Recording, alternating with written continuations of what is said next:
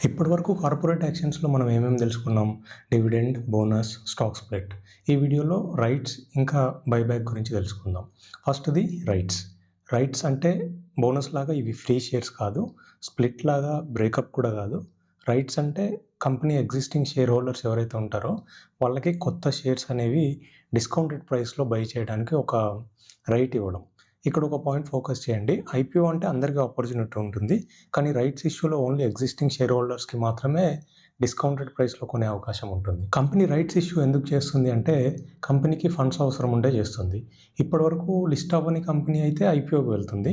Already list అయిన company కాబట్టి rights issue చేసే ఆప్షన్ ఉంటుంది కాబట్టి ఇది అవైల్ చేసుకుంటుంది.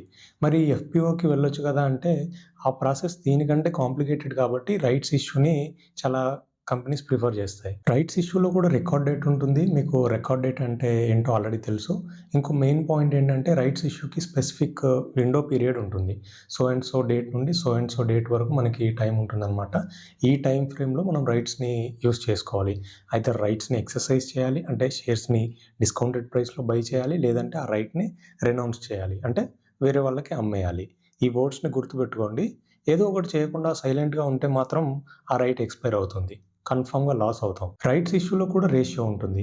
ఫర్ సపోజ్ 1:5 రేషియో అనుకుంటే మీ దగ్గర ఐఆర్‌సీటీసీవి 5 షేర్స్ ఉన్నాయనుకోండి. ప్రెజెంట్ షేర్ ప్రైస్ వచ్చేసి 600 అనుకుందాం. కంపెనీ రైట్స్ ఇష్యూలో ఒక షేర్‌ని 500కి కొనొచ్చు అని అనౌన్స్ చేసింది అనుకుంటే మనం ఒక షేర్‌ని ఈ డిస్కౌంటెడ్ ప్రైస్ 500 ఉంది కదా!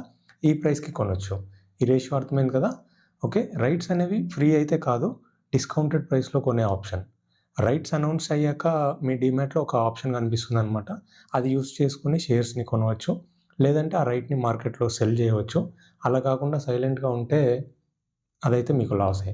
ఇందాక చెప్పాను కదా! అదెలానో ఇప్పుడు ఒక ఎగ్జాంపుల్‌తో తెలుసుకుందాం. షేర్ ప్రైస్ 600 అని చెప్పాను కదా! ఐఆర్‌సీటీసీది 1:5 రేషియోలో రైట్స్ ఇష్యూ అనౌన్స్ చేసింది. 500లో కొనొచ్చని. ఓకేనా? మీ దగ్గర 5 షేర్స్ ఉన్నాయనుకుంటే ఒక షేర్ కొనడానికి రైట్ వస్తుంది కదా! బిఫోర్ రైట్స్ మన దగ్గర ఉన్న షేర్స్ వాల్యూ ఎంత? 5 షేర్స్ ఇంటూ 600 అంటే 3000. ఇప్పుడు ఆ రైట్స్ ఆప్షన్ ఎక్సర్సైజ్ చేసి ఒక షేర్‌ని 500కి కొన్నారు. సో, టోటల్ మీ దగ్గర 6 షేర్స్ అవుతాయి. వాటి వాల్యూ 3000 ప్లస్ 500 3500 అవుతుంది. ఒక్కో షేర్ వచ్చేసి 3500 డివైడెడ్ బై 6 అంటే అప్రాక్సిమేట్‌గా 584 అవుతుంది. అంటే 600 ఉండాల్సిన షేర్ ప్రైస్ 584కి అడ్జస్ట్ అవుతుంది. ఒకవేళ మీరు రైట్స్ ఆప్షన్ యూజ్ చేయలేదు అనుకోండి. మీ దగ్గర 5 షేర్సే ఉంటాయి కదా! 5 షేర్స్ ఇంటూ 584 అంటే 2920 అవుతుంది. ఇక్కడ మీరు సైలెంట్‌గా ఉంటే లాస్ అయ్యారా లేదా? రైట్స్ ఇష్యూకి ముందు 3000 ఉండాల్సింది 2920 అయింది. అంటే రూ. 80 లాస్. అది మనకి క్లియర్‌గా కనిపిస్తుంది. సో, రైట్స్ ఇష్యూ చేసినప్పుడు సైలెంట్‌గా ఉండకూడదు. సరే సైలెంట్‌గా ఉండకూడదని అర్థమైంది. కానీ కొత్త షేర్స్ కొనడానికి నా దగ్గర మనీ లేవు. ఇప్పుడు నా పరిస్థితి ఏంటి? ఆ రైట్స్ ఎంటైటిల్‌మెంట్‌ని సెల్ చేయాలి. ఇందాక కాలిక్యులేట్ చేసాం కదా! రూ. 80 అని. సో, ఆ ప్రైస్‌కి మనం రైట్‌ని అమ్మేయాలి. అప్పుడేమవుతుంది? 2920 ప్లస్ 80 అంటే 3000. సో, మన పొజిషన్ సేఫ్. మార్కెట్‌లో అది రూ. 80కి ట్రేడ్ అవ్వకపోవచ్చు. బట్ ఎంతో కొంత సేఫ్ సైడ్ ఉంటారు. ఆ రైట్ ఎంటైటిల్‌మెంట్‌ని వాళ్ళు కొంటే వాళ్ళకేంటి లాభం అంటే, వాళ్ళు ఆ కంపెనీ షేర్ హోల్డర్ కాకపోయినా సరే వాళ్ళ దగ్గర రైట్ ఉంది కాబట్టి, ఆ డిస్కౌంటెడ్ ప్రైస్‌లో వాళ్ళు కంపెనీ నుండి షేర్స్ కొనొచ్చు. సో, దానికోసం ఈ రైట్స్‌ని కొనడానికి ముందుకొస్తారు. డన్. ఇప్పుడు బైబ్యాక్ గురించి చూద్దాం. బైబ్యాక్ అంటే ఏంటి? కంపెనీస్‌కి మనీ అవసరం ఉన్నప్పుడు ఐపీఓకి వెళ్తాయి. ఇంకా అప్పుడప్పుడు ఎఫ్‌పీఓ గురించి కూడా వింటుంటాం. ఇంకొకటి కూడా చెప్పాను ఈ వీడియోలోనే రైట్స్ ఇష్యూ గురించి. ఓకే. కొన్ని సిట్యుయేషన్స్‌లో కంపెనీకి ప్రాఫిట్స్ బాగా వస్తాయి. కంపెనీ దగ్గర ఎక్సెస్ క్యాష్ అక్యుములేట్ అవుతుంది. అప్పుడు కంపెనీ ఆ మనీని షేర్ హోల్డర్స్‌కి రిటర్న్ చేయడానికి ఒక మెథడ్‌గా షేర్ బైబ్యాక్‌ని యూజ్ చేస్తుంది. సింపుల్‌గా చెప్పాలి అంటే కంపెనీ మార్కెట్‌లో ఉన్న తన షేర్స్‌ని తిరిగి కొనడం దీన్ని బైబ్యాక్ అంటారు. ఇక్కడ మీకు ఒక డౌట్ రావచ్చు. కంపెనీ దగ్గర అంత క్యాష్ ఉంటే డివిడెండ్ డిక్లేర్ చేయొచ్చు కదా! బైబ్యాక్ చేయడం ఎందుకని ఓకే. ఈ డౌట్ మీకు వచ్చే ఉంటుంది. దానికి డిఫరెంట్ రీజన్స్ ఉంటాయి. ఎక్స్‌ప్లెయిన్ చేస్తాను. బైబ్యాక్‌లో కంపెనీ షేర్స్‌ని కొన్నాక ఆ షేర్స్‌ని క్యాన్సెల్ చేస్తుంది. అంటే మార్కెట్‌లో టోటల్ నంబర్ ఆఫ్ షేర్స్ తగ్గిపోతుంది. అది కంపెనీ ఇంటర్నల్ ప్రాసెస్. ఇన్వెస్టర్‌గా మనకు ఆ టెక్నికల్ ప్రాసెస్ గురించి అవసరం లేదు. ఎందుకు కంపెనీస్ బైబ్యాక్ చేస్తాయి? ఫస్ట్ రీజన్ ఒకవేళ company share price actual value కంటే తక్కువలో ట్రేడ్ అవుతుందని మేనేజ్మెంట్‌కి అనిపిస్తే కంపెనీ బైబ్యాక్ అనౌన్స్ చేయొచ్చు. Second reason company ESOPs issue చేసిన తర్వాత ఎంప్లాయీస్ అవి ఎక్సర్సైజ్ చేస్తే మార్కెట్‌లో షేర్స్ నెంబర్ పెరుగుతుంది. అప్పుడు existing share holders holding percentage కొంచెం డైల్యూట్ అవుతుంది. కాబట్టి ఆ డైల్యూషన్‌ని బ్యాలెన్స్ చేయడానికి కంపెనీ బైబ్యాక్ చేసి ఆ షేర్స్‌ని క్యాన్సిల్ చేస్తుంది. దానివల్ల existing share holders stake disturb కాకుండా మెయింటైన్ అవుతుంది. థర్డ్ రీజన్ ఈపీఎస్ ఇంప్రూవ్ చేయడానికి. షేర్స్ నెంబర్ తగ్గితే ఎర్నింగ్స్ సేమ్ ఉన్నా కూడా ఈపీఎస్ పెరుగుతుంది. For suppose company profit 100 crores ఉందనుకుందాం. టోటల్ 10 crore షేర్స్ ఉంటే ఈపీఎస్ ఎంత అవుతుంది? 10 రూపీస్. ఇప్పుడు ఆ 10 crore షేర్స్లో 2 crore షేర్స్ బైబ్యాక్ చేశారనుకుందాం. సో ప్రాఫిట్ అయితే మారదు కదా. ఇప్పుడు ఈపీఎస్ ఎంత అవుతుంది? 12.5. నెంబర్ ఆఫ్ షేర్స్ తగ్గితే ఈపీఎస్ ఆటోమేటిక్గా పెరుగుతుంది. దీన్ని కొన్ని కంపెనీస్ ఫండమెంటల్గా స్ట్రాంగ్గా లేనప్పుడు ఇలా నెగిటివ్గా వాడుకునే ఛాన్స్ ఉంది. Fourth reason defence strategy. కొన్ని సిచ్యువేషన్స్లో ఎక్స్టర్నల్ ఇన్వెస్టర్స్ కంపెనీలో స్టేక్ అక్యుములేట్ చేయడానికి ట్రై చేయొచ్చు. అలాంటి సిచ్యువేషన్స్లో కంపెనీ బైబ్యాక్ అనౌన్స్ చేసి మార్కెట్లో ఉన్న షేర్స్ని రెడ్యూస్ చేస్తుంది. షేర్స్ నెంబర్ తగ్గితే ఎగ్జిస్టింగ్ ప్రమోటర్స్ హోల్డింగ్ పర్సంటేజ్ ఆటోమేటిక్గా పెరుగుతుంది. దానివల్ల కంపెనీ మీద ఎక్స్టర్నల్ కంట్రోల్ రాకపోవడానికి హెల్ప్ అవుతుంది. బైబ్యాక్ అనేది కొన్నిసార్లు షేర్ హోల్డర్స్ వాల్యూ క్రియేట్ చేయడానికి, కొన్నిసార్లు ప్రమోటర్స్ కంట్రోల్ ప్రొటెక్ట్ చేయడానికి యూజ్ అవుతుంది. ఏదైనా కంపెనీ బైబ్యాక్ అనౌన్స్ చేయగానే వెంటనే పాజిటివ్ అని అనుకోకుండా కంపెనీ ఫైనాన్షియల్స్ కూడా చెక్ చేయాలి. ఇప్పుడు టైప్స్ ఆఫ్ బైబ్యాక్ చూద్దాం.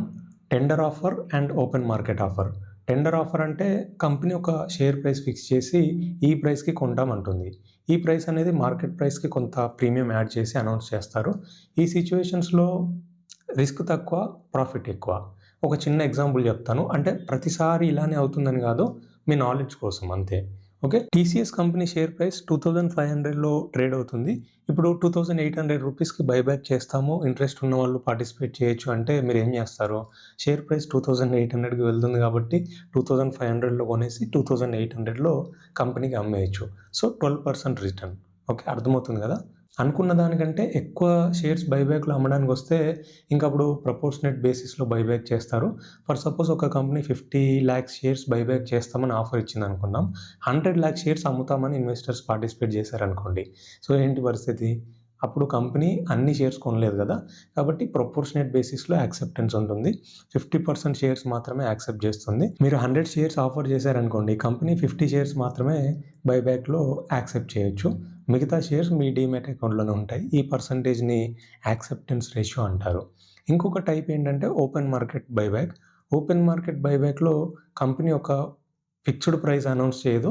కంపెనీ స్టాక్ ఎక్స్చేంజెస్లో నార్మల్ ట్రేడింగ్ జరుగుతున్నప్పుడు మార్కెట్ నుండి షేర్స్ని గ్రాడ్యువల్గా కొనేస్తుంది.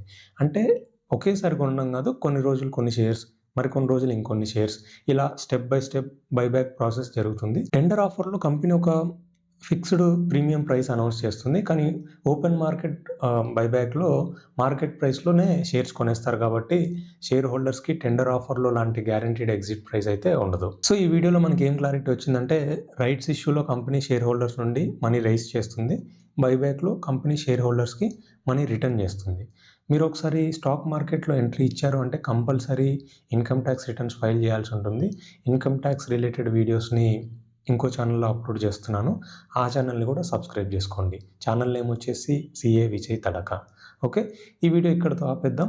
ఈ వీడియో మీకు నచ్చితే లైక్ బటన్ మీద ఒక సాలిడ్ క్లిక్ ఇవ్వండి. స్టాక్ మార్కెట్ గురించి తెలుసుకోవాలనుకుంటున్న మీ ఫ్రెండ్స్, ఫ్యామిలీతో షేర్ చేయండి. ఇంకా ఇలాంటి stock market basics and in depth concepts తెలుగులో నేర్చుకోవాలంటే మన ఛానల్ని సబ్స్క్రైబ్ చేసుకోండి. మీ డౌట్స్, సజెషన్స్ ఏమైనా ఉంటే కామెంట్స్లో రాయండి. ఫైనల్గా నేను చెప్పేది ఏంటంటే, హెల్తీ ఫుడ్ తినండి, ఎక్సర్సైజ్ చేయండి, హ్యాపీగా ఉండండి. Signing off. By by.